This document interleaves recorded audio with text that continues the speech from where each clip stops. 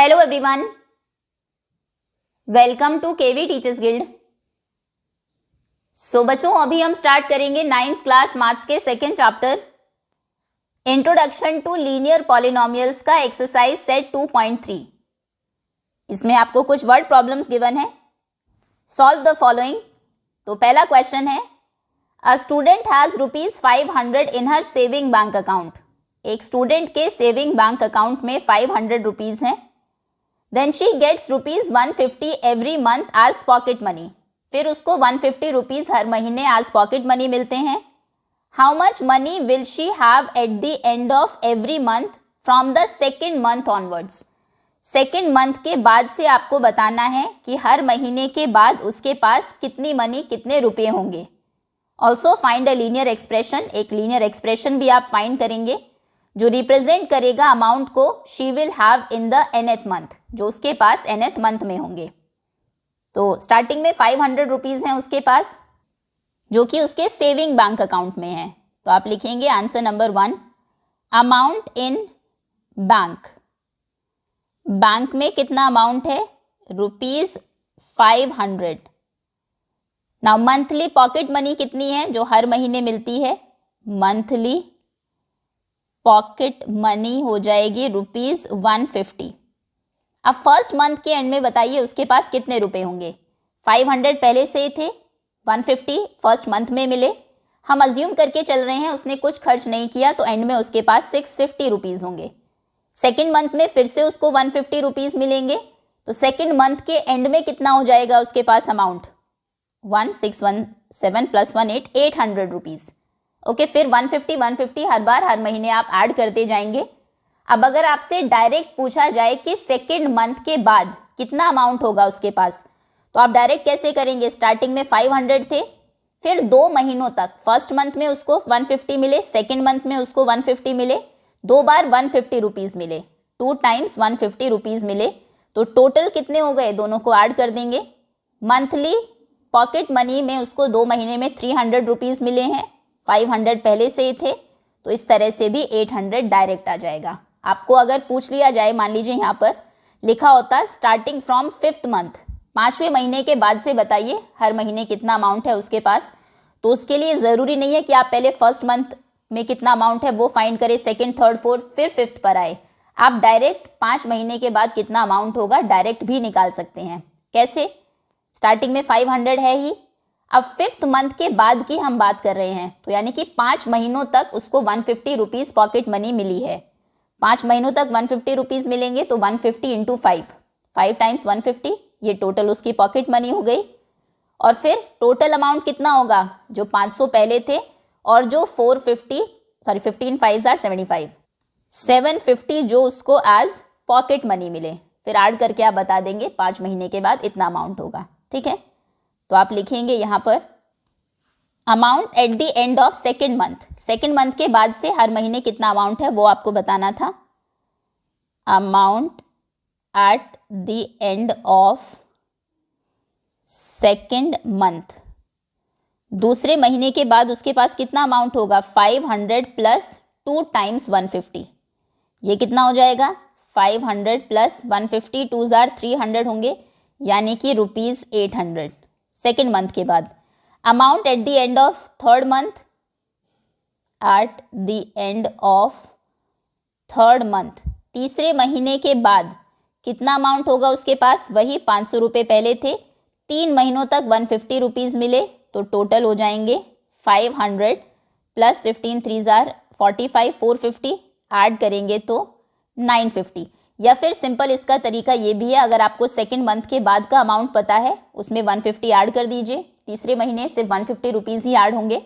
तो यहाँ से एक पैटर्न हम बना लेते हैं। So the pattern is, pattern क्या है? जो अमाउंट उसके पास होगा second month onwards, second month के बाद है 800, थर्ड के बाद है 950, क्या फोर्थ के बाद आप बता सकते हैं? बिल्कुल, इसमें सिंपली आपको 150 ऐड करना है, तो ये हो जाएगा 1110। 1100 में ऐड करेंगे 10 नहीं 100, 150 तो 1250 एंड डॉट डॉट डॉट। बस हर महीने आपको ऐसा नहीं कि आप 100th मंथ तक निकालते रहे, आपने एक पैटर्न बता दिया, इस पैटर्न में चलेंगे, 150 रुपीज़ हर बार ऐड हो जाएंगे। आगे उसने ये भी कहा था कि nth मंथ में बताइए कितना अमाउंट होगा, उसके लिए आपको एक लीनियर एक्सप्रेशन लिखना था। तो हम लिखते हैं amount in the nth month, amount in the nth month. nth month में अगर निकालना है यानी कि n मंथ्स तक उसको 150 रुपीज़ मिलते रहे तो टोटल कितना अमाउंट हो जाएगा। देखिए जब हमने बताया था कि 2 महीनों तक 150 मिले तो 2 इंटू 150 कर दिए, थर्ड मंथ के बाद निकाला तो 3 इंटू 150, nth मंथ्स के बाद निकालेंगे तो n इंटू 150 हो जाएगा। स्टार्टिंग में 500 रुपीज़ थे ही, 150 n टाइम्स मिले तो 150 n, ये हमारा हो गया लीनियर एक्सप्रेशन। ओके, ये आपका कंप्लीट आंसर है। बैंक में थे 500, पॉकेट मनी हर महीने है 150, सेकेंड मंथ के एंड में होंगे 2 बार 150 प्लस 500, थर्ड मंथ के एंड में होंगे 3 टाइम्स 150 प्लस 500। ये हमारा पैटर्न हो गया और फिर ये लीनियर इक्वेशन है। Next, now a rally starts with 120 members. एक रैली शुरू हुई जिसमें 120 मेंबर्स थे पहले। Each hour 9 members drop out of the group. हर घंटे 9 मेंबर्स उस रैली को छोड़ देते हैं, ड्रॉप आउट करते हैं।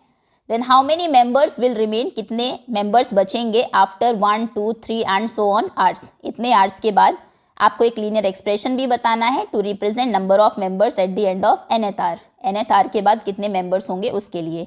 तो देखो स्टार्टिंग में 120 थे, पहले घंटे कितने गए, आफ्टर 1 आवर 9 चले गए तो कितने बचे 111।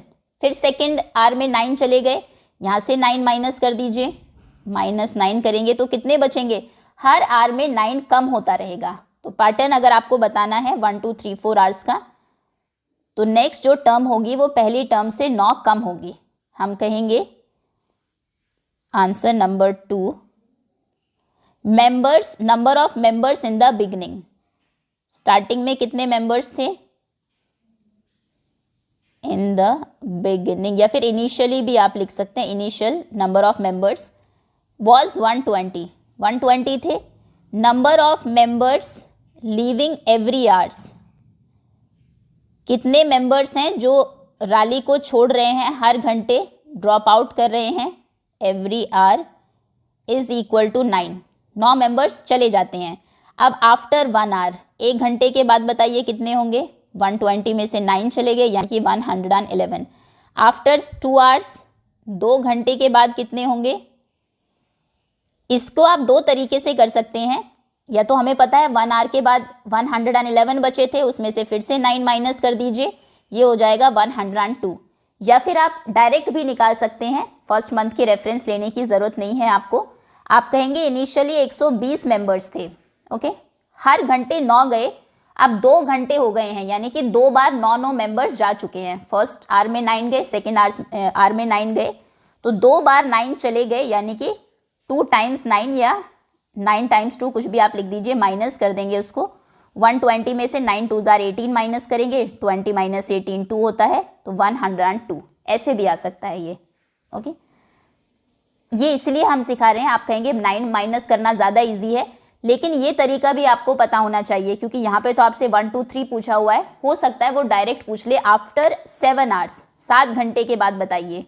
तो उसमें आप ये नहीं कि पहले first hour, second, third, fourth, fifth, sixth निकालेंगे तब 7th पर आएंगे, आप डायरेक्ट 7 आवर्स के बाद कितने मेंबर्स हैं वो भी निकाल सकते हैं। कैसे, इनिशियली 120 थे, 7 घंटे बाद यानी कि 7 बार 9 मेंबर्स जा चुके हैं हर घंटे, तो कितने मेंबर्स चले गए, 7 टाइम्स 9, 7 बार 9 मेंबर्स चले गए यानी कि 63 चले गए, तो 120 से फिर इसको माइनस कर देंगे। ओके, अभी तो हम डायरेक्ट ही कर लेते हैं, फर्स्ट आवर का हमें पता है, तो 102।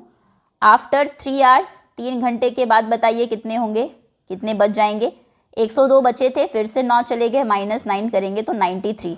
तो पैटर्न बताइए क्या है नंबर ऑफ मेंबर्स का। सो द पैटर्न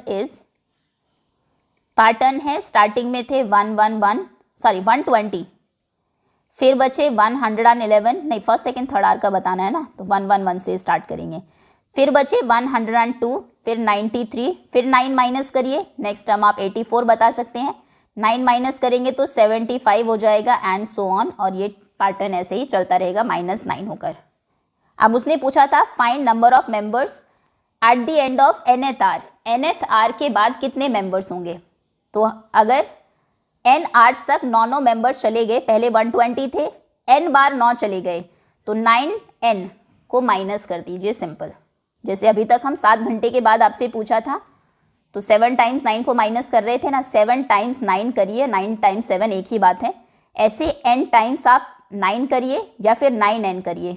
जनरली जब हम लिखते हैं तो जो नंबर है उसको पहले लिखते हैं, वेरिएबल को बाद में लिखते हैं, इसलिए 9n लिख रहे हैं। तो फिर हम लिखेंगे so now number of members after n hours, n hours के बाद कितने मेंबर्स हो जाएंगे, आफ्टर n आवर्स, HRS लिख देते हैं, चलिए, वो हो जाएंगे 120 माइनस 9n। होपफुली ये समझ में आ गया होगा आपको क्यों हुआ। 120 स्टार्टिंग में थे, 9n इसलिए माइनस किया क्योंकि मेंबर्स जा रहे हैं, कम हो रहे हैं, तो माइनस हम करेंगे। कितने कम हुए, 9 पहले घंटे में गए, फिर से 9, फिर से 9 चले गए, ऐसे n टाइम्स 9 गए, तो 9n हो गया वो उनका सम। आगे आते हैं next. Now next is suppose the length of a rectangle is 13 centimetre. मान लीजिए एक रेक्टेंगल है जिसकी लेंथ है 13 centimetre. Find the area if the breadth is, अब ब्रेथ आपको गिवन है, एरिया बताना है। एरिया हमें पता है लेंथ इनटू ब्रेथ होता है, तो ये तो बहुत सिंपल है। आगे लीनियर पैटर्न पूछा है representing area of the rectangle. Rectangle का एरिया का लीनियर पैटर्न क्या है अगर लेंथ आपकी फिक्स्ड है 13। Answer number 3, length is equal to, length है 13 सेंटीमीटर। अब एरिया क्या होता है रेक्टेंगल का, फॉर्मूला लिख लेते हैं पहले। एरिया ऑफ रेक्टेंगल होता है length into breadth, L into B. Breadth आपको गिवन है, फर्स्ट केस में ब्रेथ है when breadth is equal to 12 centimetre. जब ब्रेथ 12 है तो एरिया कितना हो जाएगा, area is equal to 13 into 12। 12 3s are 36, 3 carry हुआ, 1s are 13, 12 1s are 12, 13 14 15, 156 centimetre square. Unit का ध्यान रखिएगा, आप स्क्वायर सेंटीमीटर या फिर सेंटीमीटर स्क्वायर लिखते हैं। उसके बाद सेकंड पार्ट में ब्रेथ कितनी है, 10 है, फिर 8 है। When b is equal to 10 centimetre, तो एरिया क्या होता है लेंथ इंटू ब्रेथ, यानी कि 13 इंटू 10, तो ये हो जाएगा 130 सेंटीमीटर स्क्वायर। और लास्ट पार्ट है when b is equal to, जब ब्रेथ है 8 सेंटीमीटर, अब एरिया हो जाएगा 13 into 8, 13 8s are 104, 104 centimetre square. अब देखिए यहाँ पर ब्रेथ अगर आप b ले लें, लीनियर पैटर्न क्या है, 13 टाइम्स b, 13 टाइम्स जो भी है, पहले 13 आया फिर ब्रेथ जो भी है, तो लीनियर एक्सप्रेशन क्या होगा, लेट ब्रेथ b, मान लीजिए ब्रेथ है 20 सेंटीमीटर या x सेंटीमीटर भी आप लिख सकते हैं, ब्रेथ है इसलिए हमने b से उसको रिप्रेजेंट किया। तो लीनियर एक्सप्रेशन क्या होगा, लीनियर एक्सप्रेशन हो जाएगा area is equal to 13 into B, यानी कि 13b, 13 टाइम्स b जितना भी हो। ओके नेक्स्ट, उसके बाद है question number 4। Suppose length of a rectangular box is 7 centimetre. मान लीजिए एक रेक्टेंगुलर बॉक्स है, लेंथ है 7, ब्रेथ है 11। फाइंड द वॉल्यूम, वॉल्यूम क्या होता है, length into breadth into height. अब हाइट आपको गिवन है, 3 अलग अलग केसेस हैं, और उसके बाद आपको रेक्टेंगुलर बॉक्स का लीनियर पैटर्न भी बताना है जिसमें आप रिप्रेजेंट करें उसके वॉल्यूम को। तो ठीक है, आंसर नंबर 4, पहले हम लिखते हैं कि उसका लेंथ है 7 सेंटीमीटर, ब्रेथ फिक्स्ड है 11 सेंटीमीटर, हाइट बार बार डिफरेंट है, 3 डिफरेंट केसेस है। वॉल्यूम लिख लेते हैं। वॉल्यूम क्या होता है, एक रेक्टेंगुलर बॉक्स जब उसकी हाइट बन जाती है तो वो कौन सी शेप बनती है, वो हो जाता है एक क्यूबॉइड। क्यूबॉइड का वॉल्यूम होता है is equal to LBH, length into breadth into height. तो फर्स्ट केस में वॉल्यूम कितना होगा, व्हेन हाइट इज 5 सेंटीमीटर, जब हाइट 5 है, when h is equal to 5 centimetre, तो वॉल्यूम हो जाएगा LBH 7 इंटू 11 इंटू 5, यानी कि 11 7 जार 77, या फिर ऐसे भी कर सकते हैं 7 5 जार 35, 35 इंटू 11 5 जार 55, 33 और 5 38, 385 सेंटीमीटर क्यूब। ध्यान रखिएगा वॉल्यूम हमेशा यूनिट क्यूब में होता है। सेकेंड पार्ट कहता है when height is equal to 9 centimetre, height अगर 9 है, h is equals to 9 centimetre, तो वॉल्यूम हो जाएगा 7 इंटू 11, वही रहेगा बस इंटू 9 कर देना है। तो 11 7 जार 77 इंटू 9 करते हैं, 7 9 जार 63, 63 और 6 हो जाएगा 69, 693 सेंटीमीटर क्यूब। और थर्ड पार्ट में आपको हाइट गिवन है 13 सेंटीमीटर, तो यहाँ पर जब हाइट 13 सेंटीमीटर है तो वॉल्यूम हो जाएगा लेंथ इंटू ब्रेथ, लेंथ और ब्रेथ तो 7 और 11 फिक्स्ड है, इंटू हाइट चेंज होगी, हाइट हो जाएगी 13। अब 11 7 जार 77 इंटू 13, 13 7 जार 91, 7 जार 91 और 900, 1001 सेंटीमीटर क्यूब। ओके, अब हम बताते हैं इसका लीनियर एक्सप्रेशन क्या है। मान लीजिए हाइट h है, let height is equal to h centimetre, तो लीनियर एक्सप्रेशन फॉर वॉल्यूम ये हो जाएगा volume is equal to 7 into 11 into h, यानी कि 11 7 जार 77 h। ये आपका लीनियर एक्सप्रेशन है। 77 से सिर्फ हाइट को मल्टीप्लाई करना है तो आपका वॉल्यूम आता रहेगा। ओके, नेक्स्ट आगे है question number 5। Sarita is reading a book of 500 pages. Sarita एक बुक पढ़ रही है जिसमें 500 पेजेस हैं total. She reads 20 pages every day, हर दिन वो 20 पेजेस पढ़ती है। Now how many pages will be left after 15 days. 15 दिन तक उसने पढ़ा, 15 डेज के बाद कितने पेजेस बचेंगे, और फिर आपको उसके लिए लीनियर पैटर्न भी लिखना है। तो टोटल पेजेस हैं 500।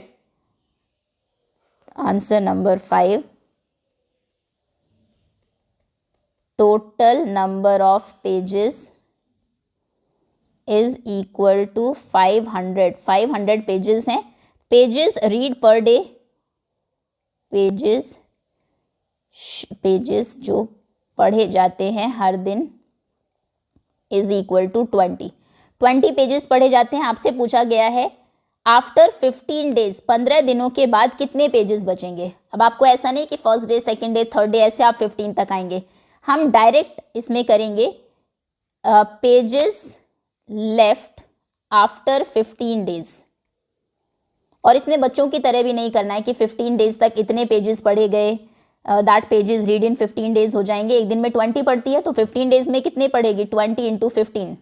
आप आंसर निकालेंगे 300 पेजेस पढ़ लिए तो रिमेनिंग हो गए 500 माइनस 300, 200। अब हम डायरेक्ट निकालेंगे एक ही उसमें।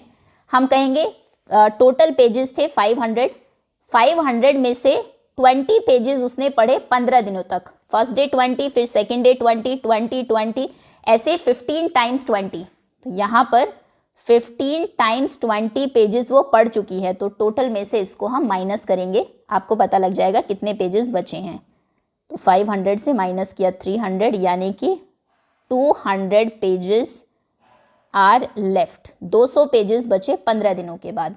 अब आपको इसके लिए एक्सप्रेशन लिखना है। लीनियर एक्सप्रेशन क्या होगा, तो मान लीजिए n नंबर ऑफ डेज हैं, let number of days equal to n। तो आफ्टर n डेज पेजेस कितने बचेंगे, pages left after n days. General formula ये होगा कि 500 में से माइनस हम करेंगे 20n को। जैसे यहाँ पर 15 टाइम्स 20, क्योंकि 15 दिन थे, n दिन अगर है तो हर दिन 20 पेजेस पढ़ती रही, 20 डेज में 20n पेजेस पढ़ लेगी। तो 500 में से 20n अगर आप माइनस कर दे, आपको पता लग जाएगा n डेज के बाद कितने पेजेस बचे हैं। दैट्स ऑल स्टूडेंट्स, ये था एक्सरसाइज सेट 2.3। होपफुली अच्छे से आपको समझ में आ गया होगा। इसके एक्चुअली 2 एग्जाम्पल्स भी है। आपको सिर्फ एक्सरसाइज देखनी है तो आप वीडियो को यहाँ पर एंड कर सकते हैं, लेकिन एग्जाम्पल नंबर 8 मोस्ट इंपॉर्टेंट है इस एक्सरसाइज, इस मतलब कॉन्सेप्ट पर जो बेस्ड है। क्वेश्चन ये है, एक ऑटो रिक्शा है, उसका फेयर स्टार्ट होता है 25 रुपीज़ से and remains the same for initial 2 kilometres. पहले 2 किलोमीटर तक उसका फेयर 25 रुपये ही रहेगा। आप 1 किलोमीटर जाइए, 2 किलोमीटर जाइए, आपको 25 रुपीज़ देने हैं, वो फिक्स्ड है। उसके बाद वो इंक्रीज होता है 15 पर किलोमीटर, हर घंटे 15 रुपये बढ़ता है। 3rd किलोमीटर आप जाएंगे तो आपको कितना अमाउंट देना पड़ेगा? पहले 2 किलोमीटर के लिए 25, फिर उसके बाद तीसरे के लिए 15 रुपये एक्स्ट्रा, ठीक है। फिर 4 किलोमीटर जाएंगे तो एक और एक्स्ट्रा 15 रुपीज़। क्वेश्चन है, what will be the fair for a travel of 10 kilometres. 10 kilometre अगर आप ट्रैवल करते हैं तो कितना फेयर आपको देना पड़ेगा। ये हम इसलिए देख रहे हैं क्योंकि एग्जाम पॉइंट ऑफ व्यू से ये क्वेश्चन इंपॉर्टेंट है। तो देखिए 10 किलोमीटर वो गए हैं, 10 किलोमीटर में से फॉर 2 किलोमीटर्स, पहले 2 किलोमीटर जो हैं उनके लिए फेयर फिक्स्ड है, ₹25 ही देने हैं। तो रिमेनिंग कितना बचा जिसके लिए उसे अमाउंट देना है? अभी 2 किलोमीटर के लिए वो 25 रुपये दे चुकी है, तो रिमेनिंग डिस्टेंस आपकी हो जाएगी 10 - 2 यानी कि 8 किलोमीटर्स। 8 किलोमीटर का जो अमाउंट है वो आप किस हिसाब से देंगे? 15 रुपये पर किलोमीटर के अकॉर्डिंग। तो उसका फेयर कितना हो जाएगा? फेयर फॉर 8 किलोमीटर्स हो जाएगा 15 × 8, 15 8s are 120 रुपीज़ उसके हो गए। तो टोटल फेयर हो गया 25 रुपये पहले 2 किलोमीटर के, बचे हुए 8 किलोमीटर के 120 यानी कि 145। ओके, ये देखिए आंसर होगा यहाँ पर, ये रहा 145। ठीक, अब इसके लिए अगर आपको जनरल एक्सप्रेशन लिखना है, क्वेश्चन ये आएगा जनरली एग्जाम में कि n किलोमीटर्स के लिए बताइए कितना अमाउंट वो पे करेगी। अगर उसको n किलोमीटर जाना है, यही सेम पैटर्न हम फॉलो करेंगे जैसा आपने 10 के लिए किया था, जैसा नंबर में किया वैसे ही वेरिएबल में भी करेंगे। तो पहले 2 किलोमीटर के लिए आप 25 रुपये देते हैं, वो फिक्स्ड है। देखो अगर आप 1 किलोमीटर जाएंगे तो भी 25, 2 जाएंगे तो भी 25 रुपये, 3 जाएंगे तो 25 में 15 और ऐड हो जाएंगे, 4 किलोमीटर जाएंगे तो 25 में 2 बार 15 ऐड हो जाएंगे, एक 3rd किलोमीटर के लिए, एक 4th किलोमीटर के लिए। क्लियर है? अब अगर आपको n किलोमीटर जाना है तो 2 किलोमीटर के लिए, पहले जो 2 किलोमीटर्स हैं उनके लिए तो 25 रुपीज़ फिक्स्ड है। अब बताइए रिमेनिंग डिस्टेंस कितनी बची? रिमेनिंग डिस्टेंस n किलोमीटर आपको जाना था, 2 किलोमीटर के लिए आप पैसे दे चुके, तो बचे n - 2 किलोमीटर्स। ओके, अब ये जो किलोमीटर बचे हैं इन्हें आप किस रेट से ट्रैवल कर रहे हैं? हर किलोमीटर के लिए 15 रुपये देते हैं, तो इनके लिए टोटल अमाउंट कितना हो जाएगा? इनका फेयर हो जाएगा, fare for n - 2 kilometre equal to 15 times n - 2। ये समझ में आया? आपको 6 किलोमीटर जाना था तो 25 रुपये दिए और 6 में से 2 माइनस करके जो 4 आया वो 4 आप 15 के रुपीज़ पर किलोमीटर के अकॉर्डिंग गए। ऐसे ही n में से 2 माइनस करके इंटू 15 कर दिया हमने, तो टोटल फेयर होगा हमारा 25 रुपीज़ पहले 2 किलोमीटर के लिए और बचे हुए के लिए 15 × n - 2। मल्टीप्लाई कर दें, थोड़ा सॉल्व कर लेते हैं। 15n - 15 2s are 30, 25 - 30 हो जाएगा -5, 15n है ये, तो ये होगा 15n - 5। देखो ये रहा लीनियर एक्सप्रेशन। ठीक है, ये मोस्ट इंपॉर्टेंट क्वेश्चन है एग्जाम पॉइंट ऑफ व्यू से। ऊपर देख लेते हैं, ये एक और एग्जाम्पल है। बेला के पास 100 रुपीज़ हैं आज पॉकेट मनी जो उसको मिलते हैं, उसने 5 रुपये हर दिन वो खर्च करती है। तो बताइए how many days will she be left with ₹40? कितने दिनों के बाद उसके पास 40 रुपये बचेंगे? तो मान लीजिए n दिनों के बाद उसके पास 40 रुपये बचते हैं। ठीक है, अब n दिनों तक उसने खर्च कितने किए? हर दिन 5 रुपये खर्च करती है, n डेज में कितने खर्च कर देगी? 5n। रुपीज़ कितने थे इनिशियली? 100। 100 में से 5n माइनस करने से आपके पास बचा हुआ अमाउंट आपको मिल जाएगा, जिसको आपको इक्वेट कर देना है 40 से, क्योंकि इक्वल है वो 40 के। उसने कहा है कि अमाउंट बचना चाहिए 40 रुपीज़। ये आपको समझ में आया? अगर आपसे पूछा जाए 2 दिन के बाद कितने रुपए बचेंगे, तो आप कहेंगे 100 रुपये थे, 2 दिन तक 5-5 रुपये खर्च किए, पहले दिन 5, दूसरे दिन 5, यानी कि 10 रुपये खर्च कर दिए। तो आफ्टर 2 डेज 90 रुपीज़ बचे। 3 दिन का अगर पूछे तो आप कहेंगे 5 3 जार 15 खर्च कर दिए। जितने भी डेज का पूछ रहे हैं उसे आप 5 से मल्टीप्लाई कर रहे हैं। क्यों? क्योंकि हर दिन वो 5 रुपये खर्च करती है और फिर ये खर्च वाला टोटल अमाउंट से माइनस करेंगे तो सेविंग आ जाएगी जो अमाउंट बचा है। तो हमने भी वही किया, हमने n डेज ले लिया, 100 में से माइनस किया, 5n को इक्वल हो गया 40 के। अब बस इसको सॉल्व करना है। 5n को उधर ले आते हैं, 40 को इधर ले जाते हैं, ये भी पॉजिटिव हो जाएगा।